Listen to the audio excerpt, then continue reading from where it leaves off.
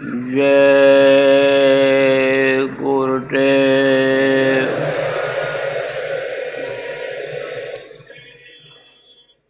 जय गुरुदेव। जय गुरुदेव। जय गुरुदेव नाम किसका। जय गुरुदेव नाम किसका। प्रभु का पावन नाम। प्रभु का पावन नाम। जय गुरुदेव।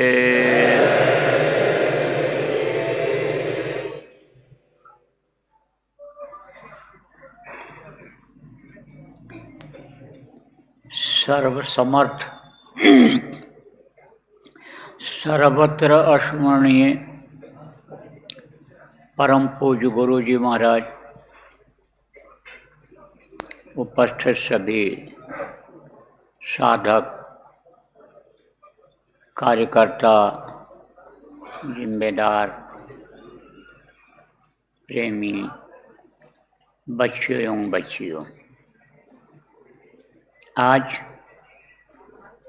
28 सितंबर 2024 सायंकाल की बेला आश्रम उज्जैन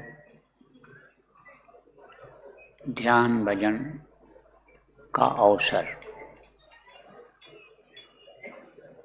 आप लोग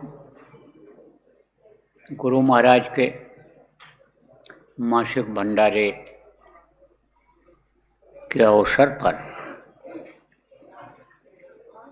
इस वार कृष्ण पक्ष के त्रयोदशी को आश्रम पर आए। कुछ लोग सत्संग सुनने के हिसाब से आए हो, कुछ लोग सत्संग सुनने और अपनी गोष्ठी करने के हिसाब से आए हो। तो ये जो जीवन का समय मिला है, ये बड़े भाग्य से मिला है। ये जल्दी मिलता नहीं है। जब उस प्रभु की दया होती है, कृपा होती है, जब गुरु डोरी खींचते हैं, तभी जीव ऐसे कार्यक्रमों में पहुंच पाता है। देखो प्रेम, यह भारत देश त्योहारों का देश कहा जाता है। यहाँ धार्मिक त्योहार बहुत होते हैं। कुछ तो राष्ट्रीय पर्व होते हैं, राष्ट्रीय त्योहार होता है,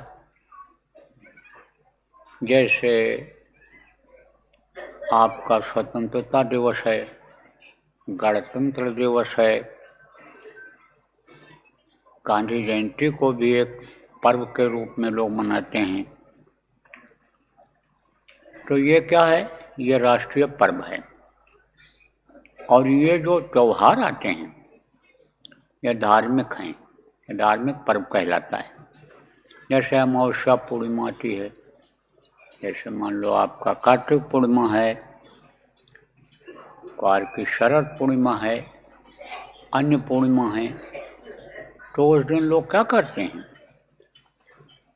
नदियों में स्नान करते हैं, कुछ दान पुण्य करते हैं, किसी न किसी रूप में भगवान को याद करते हैं। जिसको जितनी जानकारी है उस हिसाब से वो कुछ न कुछ धार्मिक कार्यक्रम, धार्मिक आयोजन करते हैं। आज देखो क्या है, आज क्वार कृष्ण पक्ष की आज कृष्ण पक्ष की एकादशी है। एकादशी व्रत कुछ लोग रहते हैं, उपवास करते हैं, कुछ लोग फल फूल खा लेते हैं, कुछ लोग खाली पानी पी करके रहते हैं। इन सब त्योहारों का अलग अलग मतलब है, अलग अलग महत्व है। जब ये चीज़ समझ में आ जाती है तो उसका पूरा फायदा मिलता है। महात्माओं के बनाए हुए त्योहारों को महात्मा के द्वारा ही समझा जा सकता है। हर कोई जब समझाने लगता है तब बस खाली औपचारिकता ही होती है। इसको इंग्लिश में फॉर्मेलिटी कहते हो। कहते तो हैं व्रत हैं, उपवास हैं, लेकिन बढ़िया बढ़िया तला भुना चीज़ खाते हैं, उससे पेट की सफाई की जगह पर और भी पेट खराब हो जाता है। लेकिन जब जानकारी हो जाती है कि उपवास इसलिए किया जाता है कि जिससे ये जो मशीन है, कौन सी मशीन है, शरीर को चलाने वाली जो मशीन है शरीर के अंदर में है, पेट है, पेट से संबंधित और बहुत सी मशीनें हैं, यह सब सही हो जाएं, साफ हो जाए, पेट मल ठीक से निकले, गंदगी अंदर से निकल जाए, इसलिए ये उपवास बनाया गया था। आप देखो, जैसे अभी आपके नवरात्र लगने वाली है, 9 दिन ये किस लिए आता है? ये 15 दिन किस लिए आया कुआर के महीने? लोगों का कहना है, आवाज आ रही है? नहीं,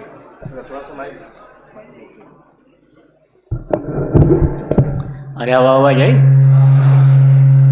पीछे वाले, ये सबको आ रही, ये धीमा करो, धीमा करो।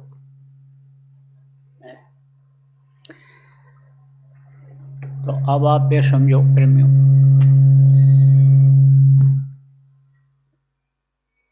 जैसे नवरात्र आने वाली है और ये आपका कुआर महीना खत्म हो रहा है, तो कहते हैं कि पितृ जो होते हैं वो आते हैं।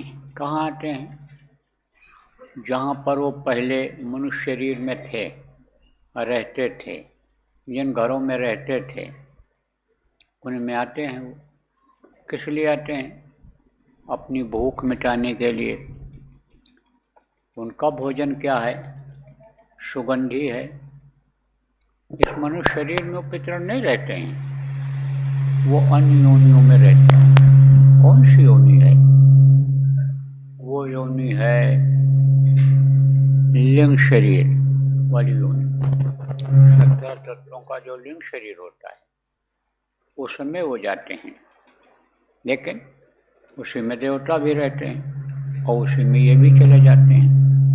देवताओं का भी अलग अलग स्थान है, देवताओं का भी अलग अलग महत्व है, और ये लोग भी ऐसे ही होते हैं। तरह तरह का नाम इनका रखा हुआ है। मैं अगर उस नाम को कह दूंगा तो बहुत से लोग नाराज हो जाएंगे कि देखो हमारे पिताजी आते हैं, हमारे दादाजी आते हैं और ये उनको ये बता रहे हैं। लेकिन मोटी बात आप ये समझो कि उनको सुगंधी आहार मिलता है जब, तब उनका पेट भर जाता है। तो लोगों की ये सोच है, क्या करते हैं पितृपक्ष में? लोगों को खिलाते हैं। बहुत से सत्संगी भी जाते हैं खाने के लिए। अब आप ये समझो, ऐसे भी लोग मिल जाएंगे आपको कि जो भोज खाने के बाद भजन में मन नहीं लगता है, ऐसा कुछ बताएंगे। तरक्की भी कुछ हो रही थी अंदर में, लेकिन वो भी रुक गई। पूछो क्यों रुकी? बता दिया किसी को, नहीं बताया तो कहाँ भोज खा करके आए, कहाँ पूरी कचौड़ी मिठाई खा करके, खीर पी करके आए, ये पूछा जाए तब बता देंगे वहाँ गए थे पितृपक्ष में। क्या करें, बड़ा दबाव डाले, रिश्तेदारियों का मामला था, क्या करें। तो ऐसे ही समझो खिलाते हैं। खिलाते हैं तो कौन खाता है उसको? पहले तो वही खाते हैं। कौन खाते हैं? खुशबू को वही खाते हैं जो पितृ होते हैं, जो उन योनि में चले जाते हैं। कर्मों के अनुसार भोग भोगना पड़ता है, या आपको बताया गया, तो भोग भोगने के लिए उसमें चले जाते हैं, परेशान रहते हैं, खाने को मिलता नहीं है, जो कुछ कहीं मिल गया उसी से वो जिंदा रह जाते हैं, उसी में संतोष कर लेते हैं। लेकिन जब ये पक्ष आता है तब वो वहाँ पर कहते हैं आते हैं। अब सब लोग यही सोचने लग गए और यही करने लग गए, बहुत से लोग करने लग गए, बहुत से लोग नहीं भी करते हैं, लेकिन ज़्यादातर लोग इसमें ये सब करते हैं। कोई पिंडदान करने जाता है, कोई और अन्य संयोग के उपाय करता है कि जिससे पितर खुश हो जाएं, परेशान न करें, घर में ही रहते हैं, परेशान करते रहते हैं, तो उनको खाने को मिल जाए तो खुश हो जाएंगे। तो ये पितृपक्ष खत्म हुआ। अभी होगा, कब खत्म होगा? यह खत्म होगा 2 तारीख को, अमावस्या को। और फिर आपका लगेगा नवरात्र। तो नवरात्र किस लिए आती है? नवरात्र में कहते हैं कि देवताओं को खुश किया जाता है, देवताओं का वो पक्ष होता है, 9 दिन उनका समय होता है, देवताओं को खुश किया जाता है। लेकिन अब देवता कैसे खुश होते हैं? देवता भी सुगंधी खुशबू के आहार से ही खुश होते हैं, लेकिन जब उनको बुलाना खिलाना ये जब आता है, मालूम रहता है, तब तो उनको मिलता है, और नहीं तो वो दूसरे लोगों को मिल जाता है। कैसे आपको बताऊं? जैसे कोई 2 मंजिला मकान पर खड़ा है और नीचे से कोई फल आप दिखाओ उसको कि भाई हम आपको ये देना चाहते हैं, तो वो कहेगा लो फेंक दो। और आपने फेंका, दिया, और वहीं पर कोई झाड़ पेड़ है, वो उस पर वो अटक गया, तब उसको मिलेगा? नहीं मिलेगा। तब उसको कौन खाएगा? उसी पर बैठे हुए पक्षी दौड़ करके उसको खाने लगेंगे। तोता, कबूतर, गौरैया, जो भी पक्षी उस पर बैठा हुआ होगा वो भी खाएगा, वही खाएगा। गिलहरी खाने लगेगी जो पेड़ पर होगी, तो उसको मिल जाएगा। ऐसे ही देते हैं उनको, लेकिन वो अटक जाता है। हम मालूम नहीं है, तरीका नहीं मालूम है। तरीका अगर मालूम हो जाए तो अभी उनको मिलने लग जाए, उनको भी जब मिलने लग जाएगा तो वो देंगे। क्या देंगे? वो ये दुनिया की धन दौलत जो उनके अधीन है उसको वो दे सकते हैं। आपको बताया अलग अलग देवता होते हैं, अलग अलग देवताओं का काम है। जैसे आप कहते हो ये पवन देवता हैं, आप कहते हो ये सूर्य देवता हैं, आप कहते हो ये पृथ्वी देवता हैं। ये सब देवता की संज्ञा में आते हैं। देवता किसको कहते हैं? जो देता है। तो ये क्या देते हैं? सूर्य गर्मी देता है, धूप देता है। पवन देवता ये हवा देते हैं जिससे हम आप जिंदा रहते हैं, ये शरीर जिंदा रहता है। अग्नि देवता क्या करते हैं? रोटी पका के खिला देते हैं, शरीर ठंडा हो जाए ठंडी में तो गर्म कर देते हैं। इसी तरह से आप देखो जल देवता हैं, जल देवता भी अगर अभी न मिले आपको, न पानी बरसाएं तो भोजन नहीं मिलेगा। कोई चीज़ जो उपज रहा है नीचे से यानी वो उपजाऊ नहीं होगा इसमें, तो ये इन चीज़ों को देंगे। लेकिन को मुक्ति और मोक्ष दे दें तो मुक्ति मोक्ष ये नहीं दे सकते। कहो ये बंधन से मुक्त कर दें तो ये बंधन से मुक्त नहीं कर सकते हैं। कौन सा बंधन? अरे एक बंधन, कई बंधन में बन गए, बंधे तुम गाढ़े बंधन, गाढ़े बंधन में बन गए। एक बंधन हो तो आदमी छुटकारा पा जाए किसी तरह से, कई बंधन हैं। आप ये समझो जाल में एक तरह से छोटा जाल, बड़ा जाल, फिर बड़ा जाल, फिर बड़ा जाल। आप ये समझो पहले मोटा जाल, फिर उससे वो समझो कि फिर पतला जाल, फिर पतला जाल, कितने जाल तोड़ोगे? लेकिन अगर कोई जाल से निकालने का तरीका बताए तब तो आप निकल सकते हो। तरीका अगर बता दे तब तो निकल सकते हो जाल से। वो जो बंधन है, ये रस्सी जो है वो अगर खोलने का कोई तरीका बता दे तो अभी आप बंधन से मुक्त हो सकते हो। अब आपको बताऊं कैसे, कि जैसे किसी जानवर को बांधा जाता है तो कहते हैं खूंटा गांठ लगा दो।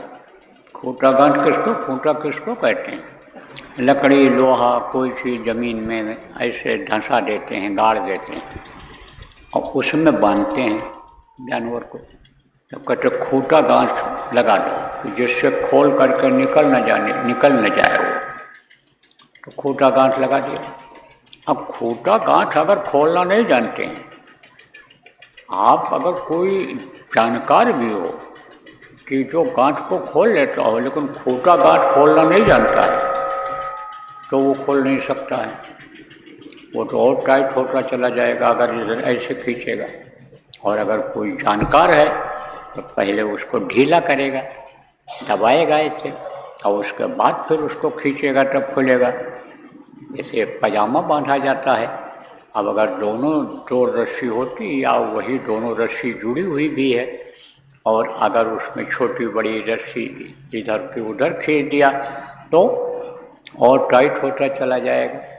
लेकिन अगर जानकारी हो तो खुल सकता है वो, और खुलता ही है। तो समझो आप कि खूंटा से निकलने के लिए, बंधन से मुक्त होने के लिए बंदी छोर की ज़रूरत होती है।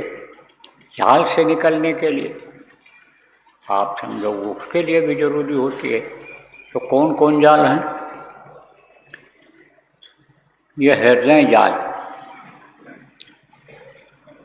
जिसको जगत जाल भी कहते हैं, और इंद्रिय जाल और माया जाल, काल का जाल, महाकाल का जाल। अब इसको महात्माओं ने कैसे समझाया है?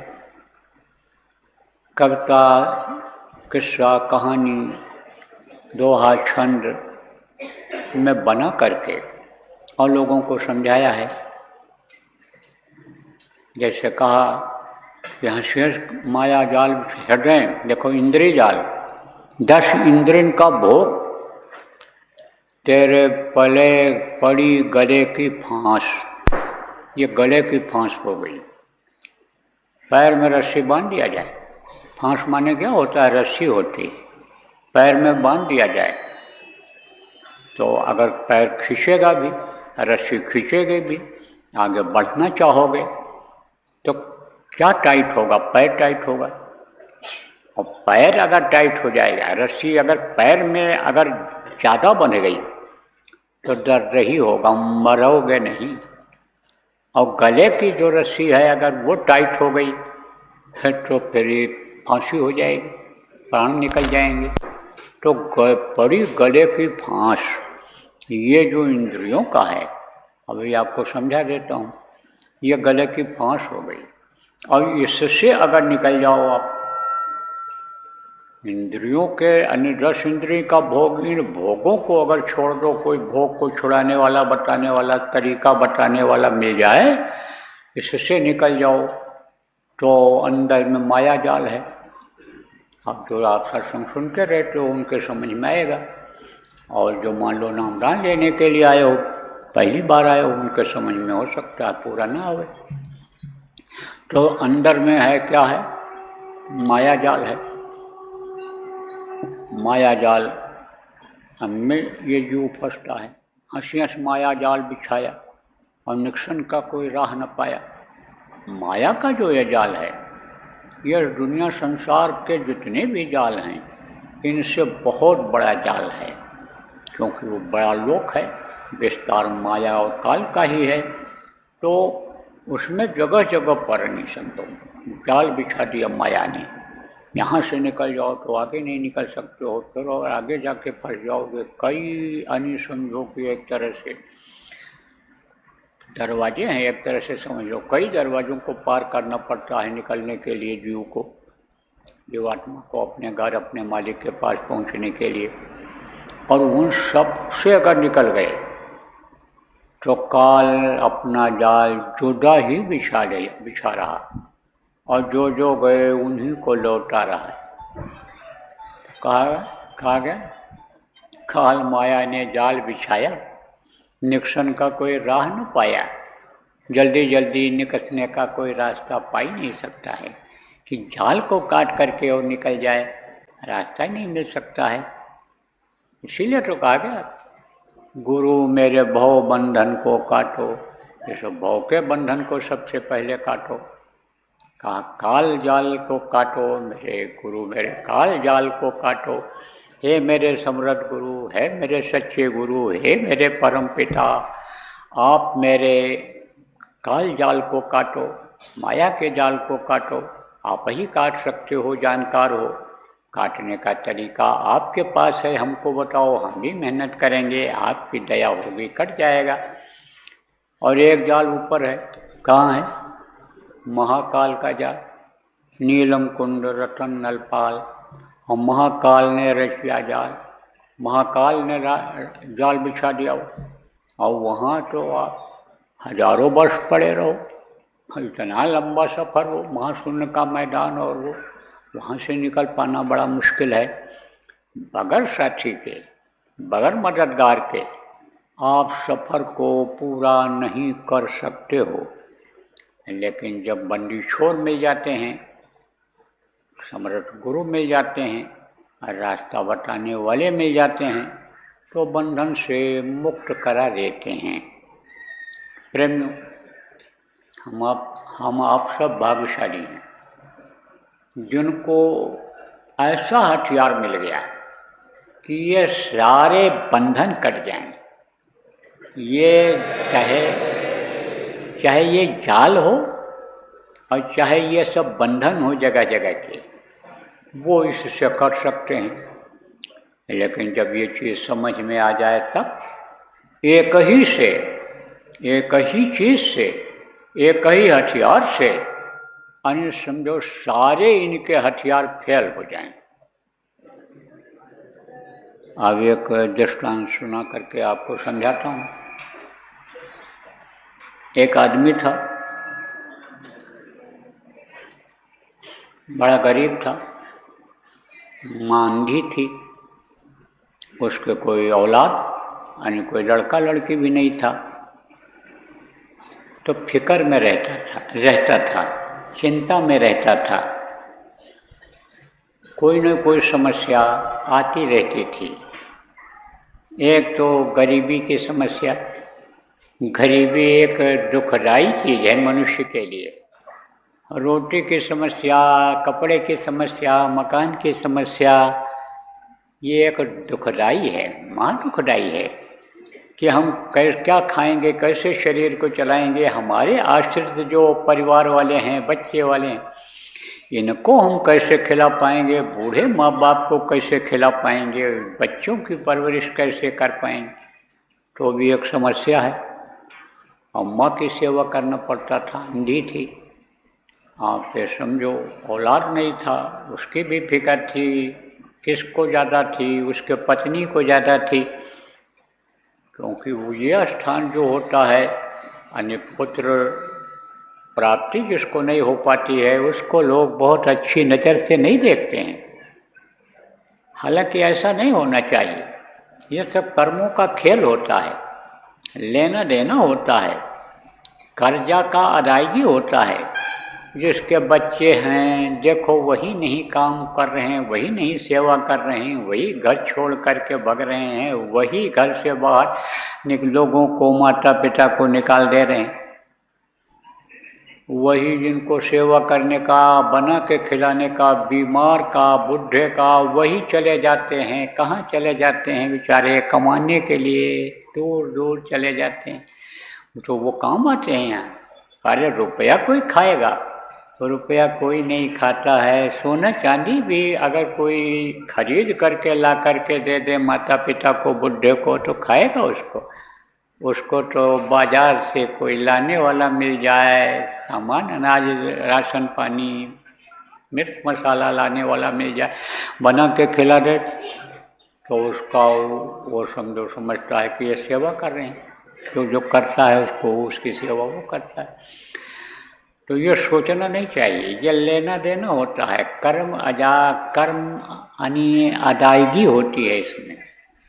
और ऐसा भी होता है कि जो बहुत लगे रहते हैं कि नहीं होना ही चाहिए, होना ही चाहिए। अगर मान लो नहीं है, इधर उधर से कोई मिल गया दया करने वाला समय का और बता दिया, नहीं भी बताया दया कर दिया, तो इधर उधर से सेट करने में क्या होता है। जैसे कोई बढ़िया नट है, उसी साइज का है, और उस पर लगा के कस दो तो टाइट हो जाता है। और इधर उधर से ला के लगाओ तो जुगाड़ जब बनाओगे तब वो गाड़ी कहाँ रुक जाए कुछ नहीं कहा जा सकता है। तो लूले लंगड़े अंधे पैदा हो जाते हैं। अब वो समझो और कर्जा अदा कराते हैं, वो अपनी ही सेवा कराते हैं, सेवा करने के बजाय अपनी ही सेवा कराते हैं। लेकिन फिक्र रहती थी उसको, बहुत से को भी फिक्र रहती है, इनको बच्चियों को जिनके बच्चे नहीं होते हैं, हम ही से कहती हैं। गुरु की दया होती है, हो भी जाता है। नई दया हुई, उनको फ्री रखना चाहते हैं, भजन ही कराना चाहते हैं उनके ऊपर गुरु महाराज हमारे, तो नहीं भी होता है। तो लड़की, वो जो औरत थी उसकी, आदमी की, गृहस्थ की जो औरत थी, दुखी रहती थी, उसको भी फिक्र हो जाती थी कि एक कोई बच्चा हो जाए। तो लोगों से कहा करता था, कोई भी तकलीफ हो, कष्ट हो, जब कहोगे किसी से तभी तो उसका उपाय बताएगा। क्योंकि अनुभव बहुत बड़ी चीज़ होती है। अनुभव किसको कहते हैं? आदमी जिस चीज़ को खा लेता है उसका नमक तेल स्वाद कैसा होता है उसको मालूम रहता है, तो वो अनुभवी होता है। जो भोजन बनाना जानते हैं उनको अंदाज़ा है, इतना तेल पड़ेगा, इतना मसाला पड़ेगा, इतना नमक पड़ेगा। एक दिन किसी को खिला दिया बना करके, अब वो पूछते हैं कि आपको कैसा लगा, उसने बता दिया भाई हल्दी थोड़ा ज़्यादा हो गया, नमक थोड़ा ज़्यादा हो गया, तो दूसरे दिन कम डालेगा, और कम डालेगा तब ये हो जाएगा कि अनुभव हो गया उसको। ऐसे अनुभव बहुत बड़ी चीज़ होती है। तो लोगों से कहता रहता था, भाई बड़ी समस्या है, बड़ी परेशानी है, क्या करना चाहिए।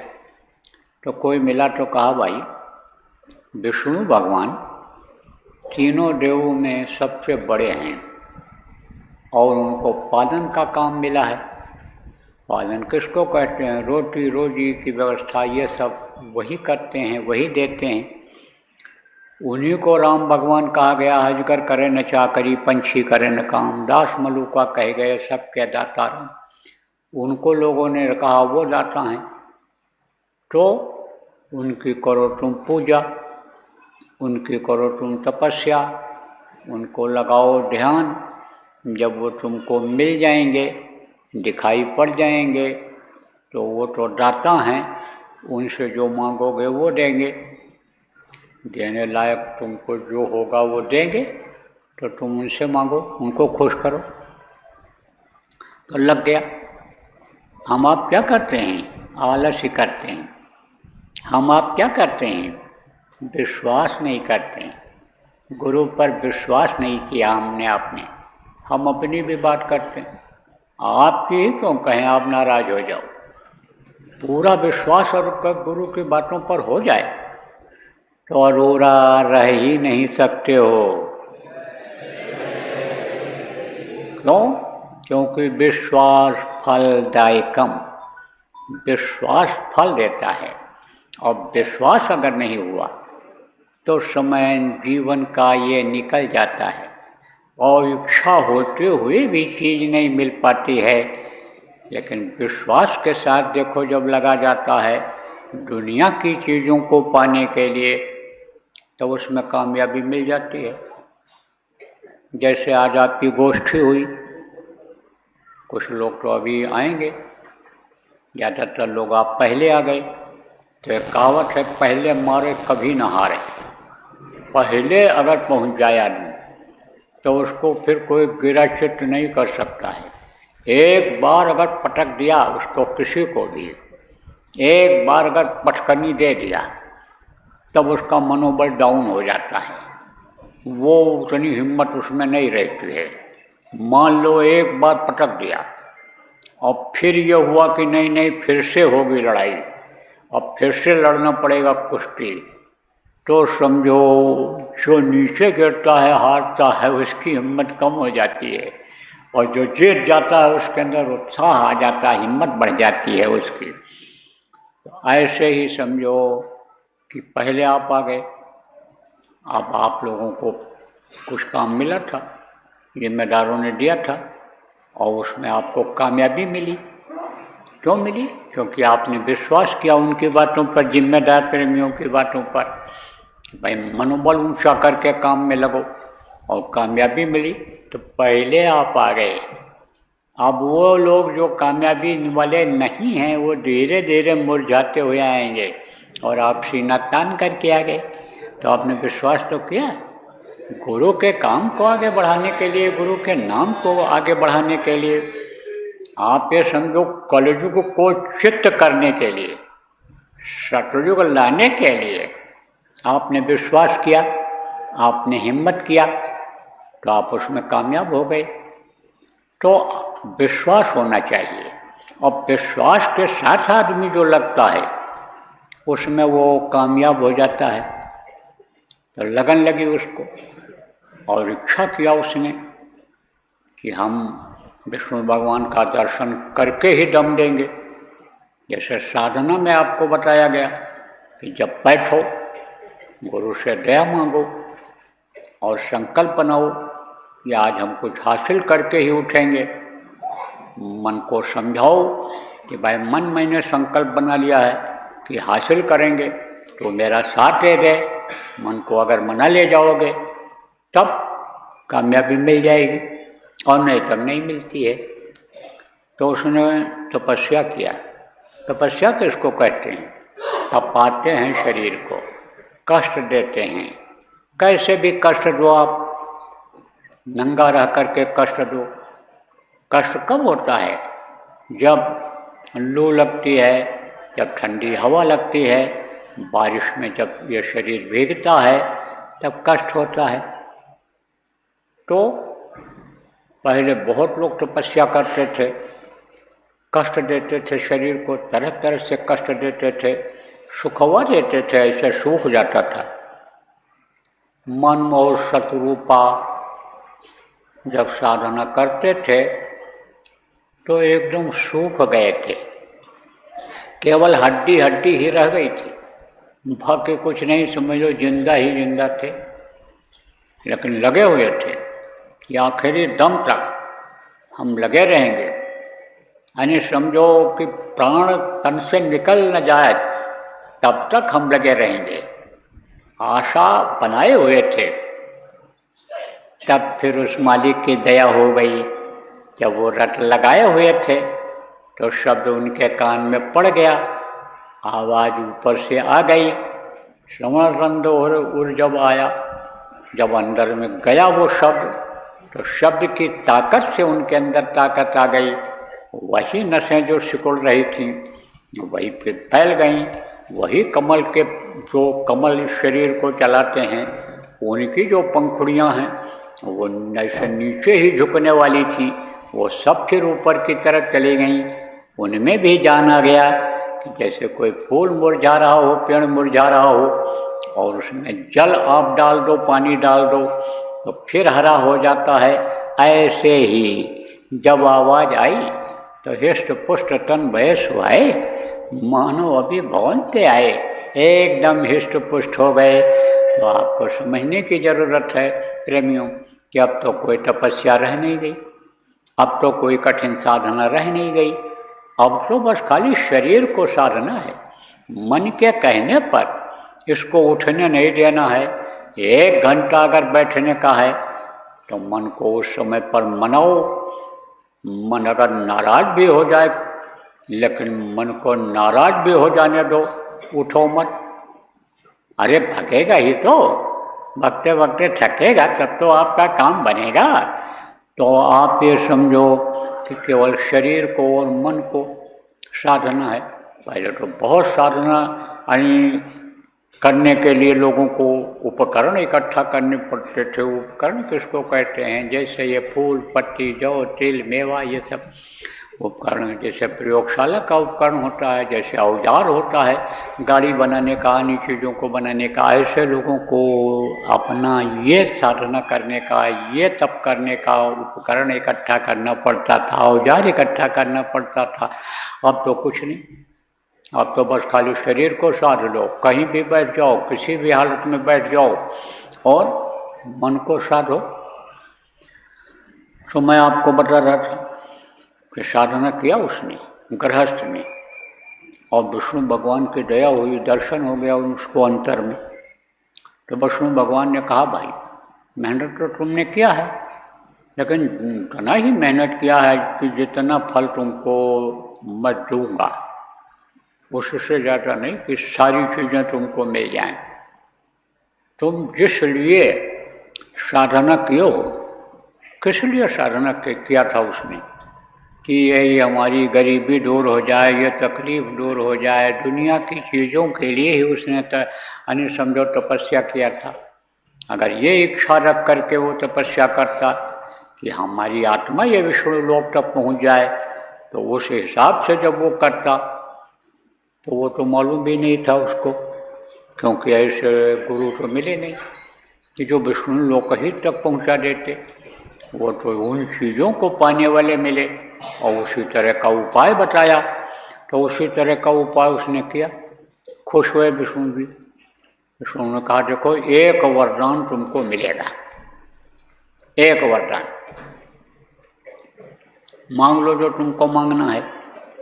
तो सोचा, भाई मांगे तो क्या मांगे, गरीबी भी है और मान भी है और कोई औलाद भी नहीं है, तो क्या चीज़ मांगे, बड़ा मुश्किल है।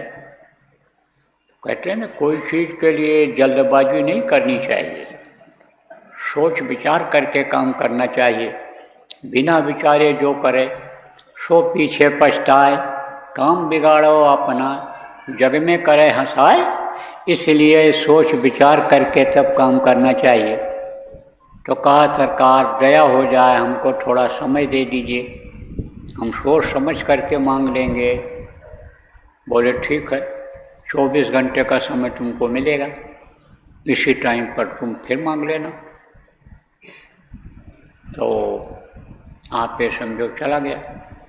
कहाँ से तपस्या करता था? बैठ करके, घर से थोड़ा बाहर, घर से बाहर करता था, क्योंकि घर में थोड़ा झगड़ा झंझट रहता है, शोर शराबा रहता है, बाधाएं आती हैं। अब आपको यह भी तरीका हमको बताया गुरु महाराज ने, क्या कि जब सब सोएं तब तुम जागो, अनि योगी यति सत्य सन्यासी साधक ये कब जगते हैं? रात को जगते हैं। प्रातःकाल जग करके ये कर लेते हैं जब तक सब लोग सोते रहते हैं, दुनिया सोती रहे, दुनिया सोए तो तुम जग जाओ। आप ये समझो, नींद तो आदमी बैठे बैठे भी ले लेता है। नींद यानी समझो जब आती है तब आदमी को देखता है, नींद न जाने टूटी खाट, भूख न जाने बासी भात। आप ये समझो, ये कहावत है। तो नींद तो बैठे बैठे ले लेते हैं, पूरी हो जाती है आदमी। तो आप ये समझो कि थोड़ा सा घर को छोड़ करके दूर चले जाते थे तपस्या के लिए। तो फिर वहाँ से उठकर चला गया। गृहस्थ से पूछा कि भाई, घर वालों से पूछने के लिए सोचा उसने, क्योंकि दूसरे दिन उसी समय पर वहाँ पहुँच करके ध्यान लगाना था उसको फिर वरदान लेना था। तो उसने कहा, लाओ सबसे पहले किससे पूछें? सबसे पहले पूछें पिता से। तो पिता से कहा, घर के मालिक हो आप पिता हो, हमारे पालन करता हो, पाल पोष के बड़ा किया आपने, आपके ही प्रयास योगदान से मेरा जन्म हुआ मनुष्य शरीर मुझको मिला, जिससे मैं भगवान को ध्यान कर पाया। तो पिताजी बताओ कि एक वरदान विष्णु जी ने कहा है देने के लिए, तो क्या मांगूं? तब पिता ने कहा, बेटा धन मांग ले, गरीबी में ही जिंदगी बीत गई। रईसी कैसी होती है, बड़े आदमी लोग कैसा खाते पहनते हैं रहते हैं, एक बार मैं भी देख लूं, अनुभव कर लूं। सुन लिया तो कहा माँ से पूछें। माँ के पास गया, कहा माँ विष्णु भगवान ने एक वरदान देने के लिए कहा है, तो क्या मांगूं? माँ ने कहा बेटा तू मेरी आँख मांग ले, मैं जन्म की अंधी हूँ, मैं भी दुनिया देख लूँ किस तरह की है, तेरा चेहरा मोहरा देख लूँ, तेरे पिता का चेहरा मोहरा देख लूँ। बेटा लोग कहते हरियाली है हरियाली है, आग में गर्मी हो, आग में जो है लाल होती है, सूरज को लोग देख के कहते हैं चमकीला होता है, मैं तो कुछ देख नहीं पाई बेटा, विश्वास ही करती हूँ लोगों की बातों पर, तो तू मेरी आँख मांग ले। पत्नी के पास गया, अपनी औरत के पास, तो कहा बोल क्या मांगूं? एक वरदान मिलेगा, विष्णु जी देंगे।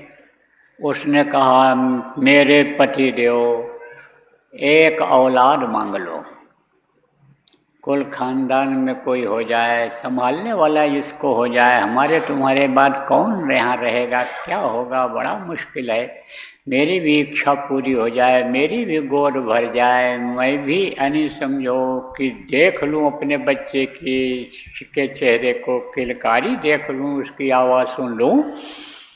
मेरे पतिदेव मेरे भगवान तुम एक पुत्र मांग लो।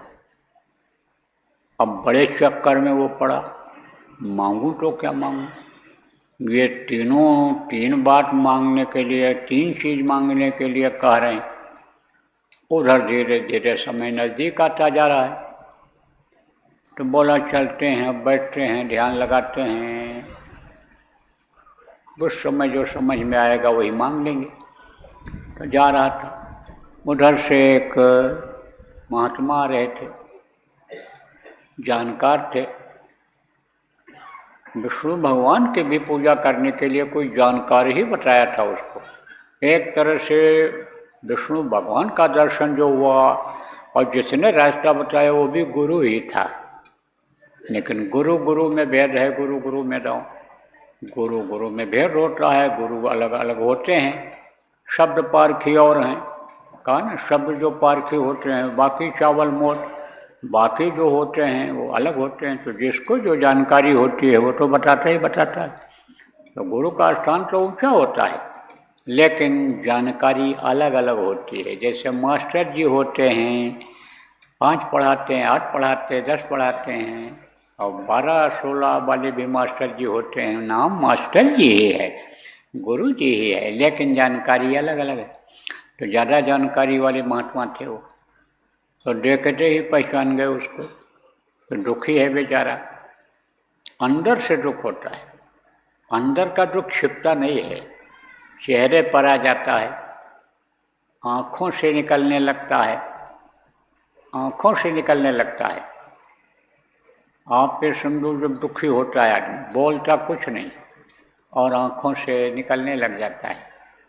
खुशी भी आँखों से ही, आँख से झलकती है। जब खुश हो जाता है तो आँखों में आंसू आ जाते हैं, आँखों से बाहर निकलने लगता है। जब उस दर्शन उस प्रभु का हो जाता है और दुनिया वालों को जब देखता है तब वो दुखी भी होता है कि देखो ये कुछ नहीं जान रहे हैं, कुछ नहीं पहचान रहे हैं, ये कुछ नहीं समझ रहे हैं, और इनके भी घट में वही है, इनके भी घट में वही है, इनके भी अंदर में घट में प्रकट हो सकता है, लेकिन अब हम क्या करें, इनके समझ में नहीं आ रहा है, तो वो दुखी भी हो जाते हैं, तो आँखों में आंसू आ जाता है। तो देखा, पहचान गए कि दुखी है बेचारा। तो महात्माओं का काम क्या होता है? दुखी को रास्ता बताना, भटके हुए को रास्ता बताना, दुखी का दुख दूर करना, यह महात्माओं का काम हुआ करता है। महात्माओं का काम नहीं होता है कि कन के अनि ऊर्ध्वस्य दालम कनकस्य फुलकम और घी छटाकम भरपेट भोजनम। भरपेट भोजन करो, उड़द की बढ़िया दाल और उसमें एक छटाक घी डाल दो, और कनकस्य फुलकम बढ़िया गेहूं के फुलके, और ऊर्ध्वस्य दालम कनकस्य फुलकम घीयम छटाकम, एक छटाक घी डाल दो उसी में, और फिर खाओ, मस्ती लो और यही बताओ, तो समझो वो सच्चा पक्का गुरु कैसे होगा। तो आप ये समझो कि महात्मा ऐसे मिल गए, जानकार मिले, तो उन्होंने कहा क्यों दुखी है तू, तेरा चेहरा बता रहा है कि तू दुखी है। तो वो तो खोज ही रहा था कोई मिले रास्ता बताओ। कहा महाराज ये समस्या है हमारे सामने। क्या समस्या है? एक वरदान देने के लिए उन्होंने कहा है, अम्मा कुछ और मांगने के लिए कह रही है, पत्नी कुछ और कह रही है, पिताजी कुछ और कह रहे हैं, तो मैं परेशान हूँ, मांगूं तो क्या मांगूं। तब उन्होंने कहा महात्मा जी ने, तूने अपने गुरु से नहीं पूछा? बोला महाराज गुरु तो मैंने बनाया ही नहीं, गुरु तो ऐसा कोई किया ही नहीं। तब कहा अरे गुरु नहीं किया तो तुझको रास्ता कैसे मिलेगा? और जिसने तुझको बताया कि जाओ विष्णु भगवान को याद करो, इस तरह से तुम तपस्या करो, एक तरह से गुरु उसी तरह का था, वो भी एक तरह से गुरु ही था। ऐसा अगर तू खोजता तो तेरे को गुरु मिल जाते, जो इस शंका का भी समाधान तेरे, इस बातों का समाधान भी तेरे हो जाता। तो था होशियार, कहते ना मौका जब मिले तो चूकना नहीं चाहिए। तो था होशियार, उसको मौका मिला। कहा महाराज आप ही अपने शरण में हमको ले लो, आप ही मेरे ऊपर दया कर दो, आप ही मेरे गुरु बन जाओ, रास्ता बता दो। बोले ठीक है भाई। कहा ना तन धन धाम बाम सुत जाई, और तजिया न ताहि शरण जो आई। तन चला जाए, धन चला जाए, औरत बच्चे चले जाएं, लेकिन जो शरण में आ जाए उसको ठुकराना नहीं चाहिए, शरण में ले लेना चाहिए। तो शरण में यानी वो आ गया, नतमस्तक हो गया और कहा जो आप बताओगे वही करेंगे। कहा ठीक है, एकदम सरेंडर हो गया, किसी भी तरह का मान सम्मान अभिमान नहीं रह गया उसको। तब उन्होंने कहा अच्छा देख, तुझसे हमको कुछ नहीं चाहिए, तू अगर सोचता हो कि हम कुछ उपाय बताएंगे तो कुछ दक्षिणा लेंगे, कुछ करेंगे, कुछ नहीं चाहिए हमसे। तो इसको मैं उपाय बताता हूँ, जैसा मैं कहूँ वैसे ही तो कहना विष्णु भगवान से। बोला ठीक है महाराज। तब उन्होंने कहा देख, जा करके तू कहना कि मेरा बेटा मेरे 7 मंजिला मकान पर सोने की छतरी के नीचे चांदी के कटोरा में दूध रोटी खाए और मेरी माँ देखे। अब आप सोचो कि अगर रुपया नहीं होगा तो 7 मंजिला मकान बनेगा? सोने की छतरी आएगी? चांदी का कटोरा खरीद कर आएगा? तो रुपया पैसा हो गया, हो जाएगा इससे। और लड़का पैदा नहीं होगा तो खाएगा कौन? तो लड़का भी पैदा हो जाएगा। और अगर माँ की आंखें नहीं सही होंगी तो माँ देखेगी कैसे मेरे बेटे को दूध रोटी खाते हुए? तो एक ही तीर में 3 शिकार हो गए, सब हो गया। तो कहा ना एक ही साधे सब सद है, और सब साधे सब जाए, एक को अगर साध लो तो सब सध जाएगा, और अगर अलग अलग साधने की कोशिश करोगे तो जल्दी सधेगा नहीं। इसलिए महात्मा क्या करते हैं, एक चीज को पकड़ा देते हैं, उसी से लोक भी बन जाता है और उसी से परलोक भी बन जाता है। तो ये जो नामदान मिला, अगर नाम की कमाई करने लग जाएं, जिन्होंने नामदान दिया उनकी बातों पर विश्वास करने लग जाएं, उनके बताए हुए उपाय से अपने कर्मों को काटने लग जाएं, तो अभी सब काम बन जाए। लेकिन हम जब नहीं समझ पाते हैं तो सुलझाने की कोशिश करते हैं, तो उसी में उलझते चले जाते हैं। तो महात्मा क्या करते हैं, जमात लगाते हैं, बुलाते हैं और तरह तरह से समझा करके जीवों को पार करने का, कर्मों को काटने का उपाय बताते हैं।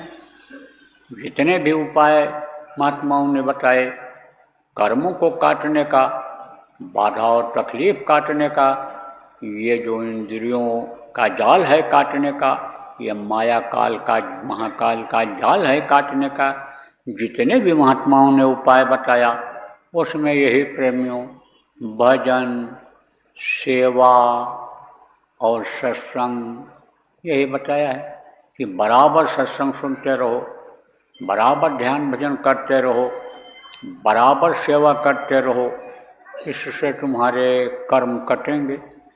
जीव तो ये कहता है कि गुरु मेरे भव बंधन को काटो, लेकिन ये भव का ही बंधन नहीं कट पा रहा है, उसी में लौट लौट 84 आया जीव को आना पड़ जा रहा है। तो सबसे पहले तो ये आप ये समझो जगत जाल को काटना है, हृदय जाल हृदय से फोड़ना उठती है। दुनिया की चीज़ों को पाने के लिए, सारी चीज़ों को मुहैया करने के लिए, सुख सुविधा के लिए ये फोड़ना उठती है। तो सबसे पहले तो यही काटना जरूरी है। ये जो हृदय है कहाँ है, शरीर के अंदर में है, तो शरीर की सेवा, मन की सेवा, धन की सेवा, ये सब रास्ता निकाल दिया है महात्माओं। तो देखो मौसम भी खराब चल रहा है और अभी आपकी गोष्ठी भी होनी है, हमको पता चला है 8 बजे से, तो समय अब निकला चला जा रहा है। तो अब आप ये समझो कि इस कार्यक्रम का करूँगा समापन, और अब आप लोग अपना तैयार हो जाओ, जो कार्यकर्ता हो, जिम्मेदार हो, आप लोग अपनी गोष्ठी कर लो, और आप जो सत्संग सुनने के हिसाब से आए हो, वे लोग आप जो भी मिल जाए इसमें डाल लो पेट में, भोजन करके और फिर भजन में लगो, आप समझो गुरु चर्चा में लगो। यह समय जो आपको मिला है उस समय का उपयोग करो। बोलो जय गुरुदेव, जय गुरुदेव।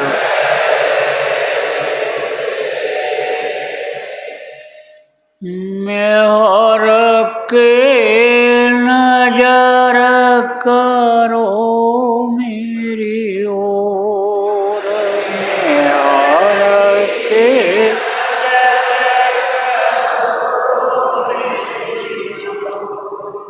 दया के नजर करो मेरी ओर,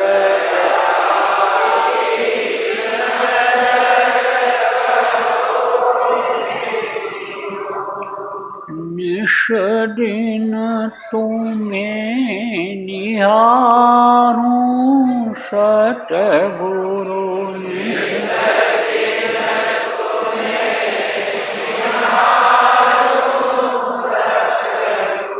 जैसे चंद्र चकोर,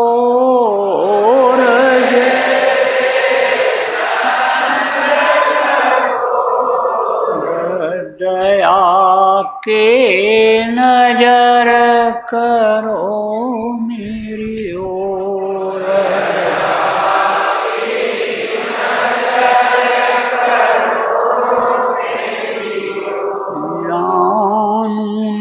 को भूलहु ये तन से,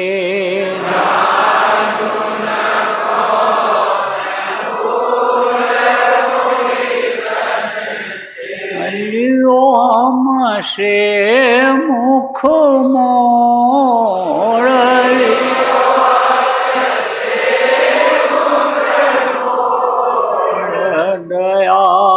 के नजर करो मेरी ओर।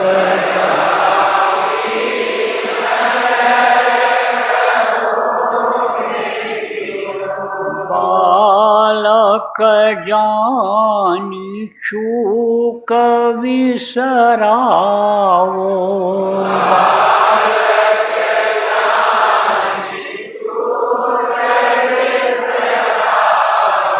आया शरण अब मैं चोर।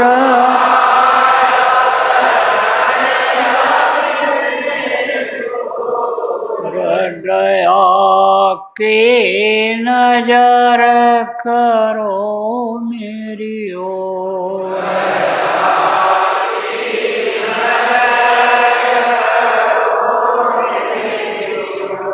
सदा दयालु स्वभाव तुम्हारा,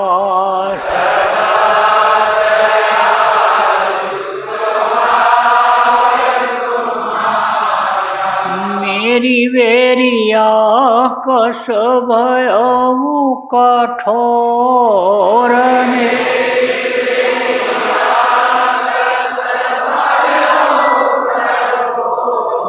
दया के नजर करो मेरी ओर।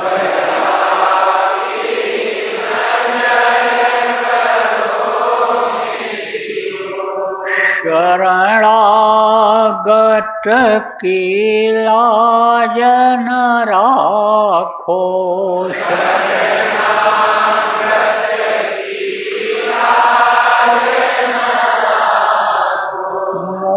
सुपतित अब जाए कहीं और।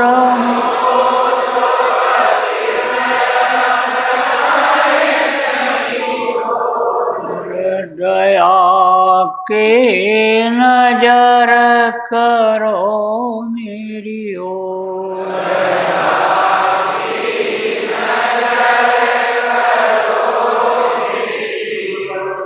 अब के बार उबार ले वजो,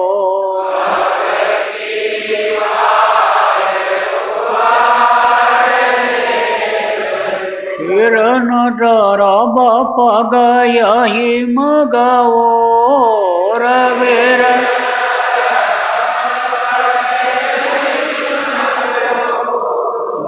दया के नजर करो मेरी ओर।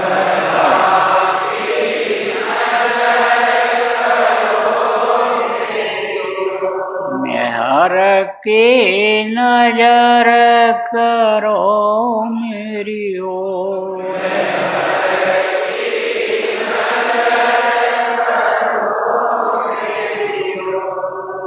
जय गुरुदेव,